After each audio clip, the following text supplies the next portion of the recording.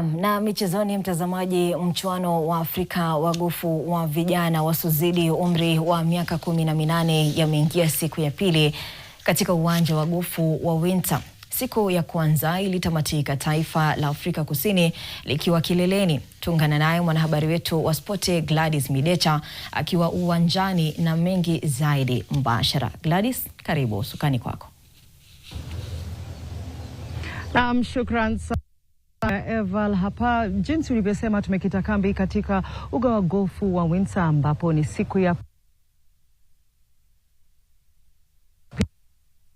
katika mataifa 14. Jinsi ulivyosema hapo awali, Afrika Kusini ilimaliza siku ya kwanza ikiwa kileleni, na leo jinsi hali ilivyo bado wako kileleni. Vijana wa Afrika Kusini wako katika nafasi ya kwanza, kisha wanafuatwa kwa karibu na nchi ya Kenya. Aliyekuwa kiongozi hapo jana Andres leo ameongeza lile pengo na anazidi ile pengo kwa hali ya juu sana, akiwa anaelekea katika shimo ya nambari 12 akiwa tu anacheza. Na hii leo hali ya anga neno jinsi ilivyo, hakukuwa na mvua, lakini jua imekuwa kwa wingi na upepo kidogo. Kwa hivyo labda kuna wale ambao hawakusikizana nayo, tutajua hayo yote maliza. Hivi sasa mchuano huu unakaribia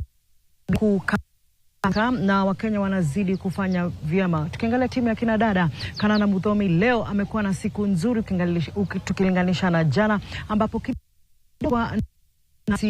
katika upande wake wa pili, lakini leo alipoanza upande wa pili alicheza vyema. Hivi sasa anacheza katika upande wa kwanza. Bianca Ngeshu pia anaendelea kuonekana vyema katika upande wa vijana. Nafasi ya kwanza katika vijana hao, kisha Junaid Manji ako katika nafasi ya Yuvraj Rajput anaendelea vizuri akifuatwa kwa karibu na Mwathi Gisheru. Kwa hivyo tutakuwa na taarifa mengi zaidi katika taarifa yetu ya saa 1 na saa 3, alafu kisha tutajua jinsi vijana hawa watakuwa wamefanya. Kwako Ruga. Asante sana Midecha, na bila shaka mtazamaji tutazidi kupata taarifa zaidi kuhusiana na mchuano huu.